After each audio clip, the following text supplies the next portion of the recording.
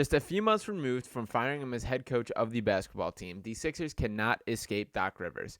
In this video, I'm here to break down his latest comments on the James Harden situation, what it means for the Sixers and the team as the longtime head coach has transitioned into an ESPN analyst role. We will be hearing Doc Rivers on the broadcast this year. We will not be able to get away from that voice, from that grumpy personality. He will still be around. He had plenty to say about the James Harden situation. So I'm ready to jump right into that, but before I do that, I would like to make sure that you guys are hitting the subscribe button. As of now, 85.3% of you guys have not subscribed to the channel just yet. The season is just about upon us. Preseason is in full swing, so we got plenty of big plans for the channel. I'm excited to be breaking things down every step of the way, but for today, let's jump into the main topic and talk about Doc Rivers and his thoughts on James Harden. So the main quotes that made their way on social media, the two things here. So I'll start with the bottom one here on Rivers if he saw the trade request coming from Harden. This was the quote that I saw kind of got the most traction on social media, and Doc Rivers replied, quote, "I don't know if I saw it coming because I did think they would figure it out, but obviously once you saw James opt in, you knew there was trouble in paradise. You just knew that. He believed that he was going to get taken care of at some point. He didn't. He's upset about it, and then the Sixers, on the other hand, are thinking more team-wise and future-wise in what they want to do. So it is a tough situation. I would be surprised if it's resolved unless there's a trade." So I want to begin by breaking down that point there. Doc's right here that James Harden expected to be taken care of. He expected to be financially rewarded in a way that he was not, and he is upset about it. That is the root of the main issues of this story. Was it the handling of things that absolutely played a role? But the meat and potatoes of this is that James Harden expected to be paid more, and the Sixers did not offer him that contract. That is why there's frustration. That is why he wants out, and I think the handling and management of the overall situation has only added to that. Another point that I thought was interesting by Doc Rivers is he was asked specifically his relationship with James Harden. And what he replied with that was, "It wasn't bad. It wasn't good. It was pretty much neutral. It was an honest relationship. At the end of the day, I was very honest. I really believe there's ways you have to play to win. And obviously, I was never willing to compromise that. Never will be. But it was a relationship of communication, I can tell you. We talked when we needed to talk. That's all the time. And so that part of it, it was pretty good."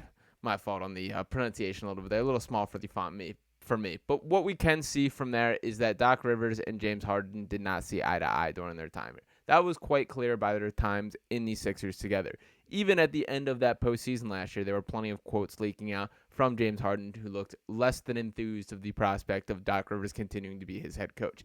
I personally had an issue with the optics of things when the season concluded, when it kind of looked like the Sixers chose James Harden's point of view by firing Doc Rivers. For the record, I was not against the decision to fire Doc Rivers, but what I will say is last year was his best season out of the three as a coach, and it was a little bit strange in my thought process for him to have his best performance as a coach and then be fired. Was it the right decision? Still for sure. I just did not like the concept of them kind of taking James Harden's side. And keep in mind, at this point in time, we did not know what was next for James Harden. All this contract uncertainty has followed that. So it's a little more clear, and we can kind of look at it a little more positively on why the decision was made now. But at the time, there were a bunch of negative quotes from James Harden leaking out and a bunch of positive quotes from Joel Embiid leaking out regarding Doc Rivers. And it looked like the Sixers chose James Harden's opinion over Joel Embiid. That is what I had an issue with. But the bottom line is Nick Nurse is now the head coach, and the Sixers are in a better position because of it. Now, that was not all that Doc said in this interview. It went on a relatively lengthy point, and he really got his points in here. Another quote that I wanted to bring up here, I'll start with this one here, was Rivers was asked about if he was surprised to see Harden call Morey a liar. As many crazy things have happened, I do think this is going to age up there among the most during the Sixers era. And Rivers' reply was, quote, "It surprised me only from the point that James, who has had a long relationship with Daryl, it surprised me in that way. I do know a little bit that I'm just not going to share some of it, but I do know that James believes what he believes, and it's hard for him to walk away, hard to talk him away from that." So what does that mean from Doc Rivers there? You know a little something that you're not telling us. I'm sure this has to do with the contract. I would probably think this has to do with Doc Rivers being involved in the conversations dating back to his time as head coach with Daryl Morey specifically on what the outlook for James Harden is. At that point in time, it was unsure for example, if Doc Rivers had won this series versus the Boston Celtics, he's likely still the head coach. So I'm sure over the course of the season that there were the conversations had between Morey and Doc Rivers on what the outlook for James Harden is. As I mentioned, it was not like Doc Rivers and James Harden saw eye to eye, so it would not surprise me if Doc Rivers was a more negative voice in that room as they had these discussions, but who knows what the back ties are there. But I would like to point out that Doc Rivers did end with some really legitimately good advice to James Harden. He was asked about the just handling of the situation and how things can change from here. Obviously, we know the end goal for Harden is to get traded, but this is what Doc had to say on the concept here. Just play, and it will work out, Rivers said regarding Harden on ESPN. James is a terrific player. If he has to go to Philadelphia, clearly that's not the situation he wants to be in, going by what he said. Just go and play. Be a pro. I think it will all work out. He's in a tough spot. We all know that. It's hard to walk back all the things that have been said. It's a tough situation for him, but I think he'll be able to get through it. I like the advice to just go and play. That is essentially the route the Sixers are taking at this point, and the route that Harden has elected to take as well.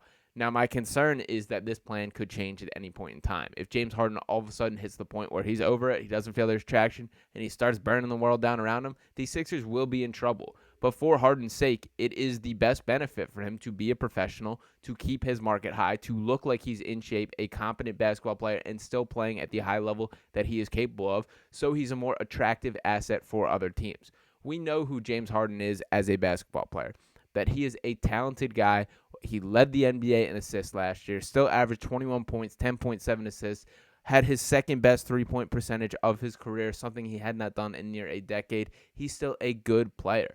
But what he's not is this superstar with a blank check attached to him, a guy that every team is bending over, looking to get their hands on.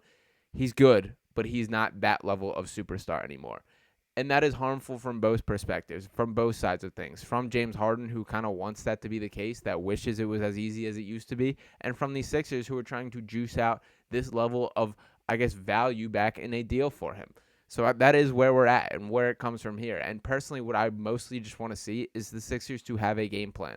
Don't just let this be brushed under the rug. Let this be, it'll figure itself out. We'll let things lie. The damage is beyond that. You have to be proactive in addressing this situation. James Harden is now in the building. You have to figure out what your ideal role for James Harden is, whether that's on the team or not, and then take steps to accomplish that. Whether that means rehealing the relationship with him, even though all these comments were made, whether this means taking a legitimate look at the trade market and getting what would be fair value for James Harden at this point in his career back.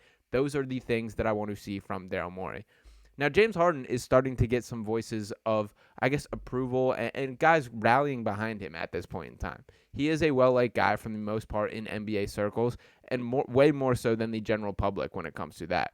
One of the tweets that made its way on social media and really captured some attention here was this from a guy who claims he trained James Harden. His name is Coach Wood, an NBA skills trainer kind of guy. I honestly don't know much about him. He might be a very nice guy and very good at his job. I'm just not familiar with him. But he tweeted out, I was fortunate enough to be able to work out with Harden and his team for 3 weeks this offseason. The amount of time he puts in his craft on a daily basis is insane. He's doing 2 a day, sometimes 3 workouts a day.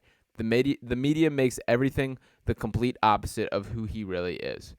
I think this is partially true. I do believe James Harden is a guy who takes his craft seriously. I do believe he cares about the game of basketball, about improving at his craft, getting better at his game. What I also believe is he has no intentions of taking these improvements into a Sixers uniform. He still wants to be traded. So as much as he might have worked, he may be staying in shape. These things very well may be true. It doesn't really change things from the Sixers' perspective. That James Harden has dug his heels in, given his stance. You can't put the toothpaste back in the tube for some of the things that he said. I mean, calling Daryl Morey a liar and saying you will never play for an organization he's never a part of again, you don't just overlook that. Those are serious accusations and things that you are throwing at a guy. Serious defamation of character if Daryl Morey wants to dig into that as much as he wants to. Morey has had his moments and for the most part taken the high road on this. At Media Day, he basically pointed to, you can look at my track record, you can speak to other agents. I back up the promises I make. I operate in the organization and the player's best interest. You can just look at me, do your fact checks. That's who I am. I'm not worried about what James Harden's saying. I respect that from his point of view. I like that he's saying that, but it still has to hurt to see a guy that you have such a long-standing relationship with, a guy that you're so tied to from a legacy standpoint, to be talking about you like that. So it is frustrating from Morey's perspective, and I do feel for him.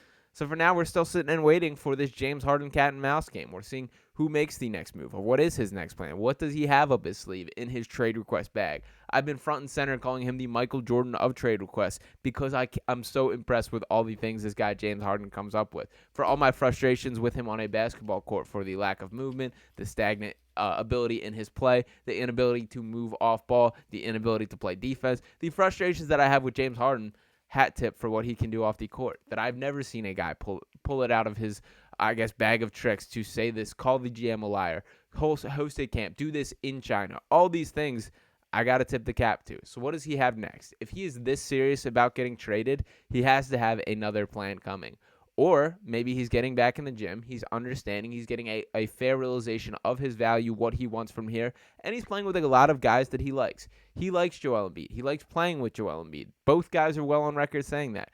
He's got plenty of his old friends, P.J. Tucker, Patrick Beverley, Daniel House, all these guys that basically came to Philadelphia to play with James Harden. They're still here. So do you want to leave those guys? Is there another situation that's better than you? Let alone the fact that there's likely no other team where Harden will have as significant of a role as he does in Philadelphia while still in a somewhat contending conversation. Just look around the NBA. There aren't that many destinations that are a match for James Harden at this point in time. So what is next? For now, we continue to sit and wait. I hope we hear from Doc Rivers as little as possible about it. I'm not looking to hear him calling a Sixers game and letting all his digs in throughout, but I will be with you guys every step of the way, breaking things down. So thank you once again for tuning in this video. As I mentioned, make sure that you hit that subscribe button, ring that bell so you're not missing out on any of the content, and drop a comment in here. Let me know your thoughts on the James Harden situation as a whole, what you expect to happen next, and how this ultimately get resolved. I'll be back next time breaking things down one step at a time. We have 2 preseason games in the books now, a couple more before the regular season starts, and I'll be ready to get after it. So thank you guys once again. I will talk with you next time. Peace.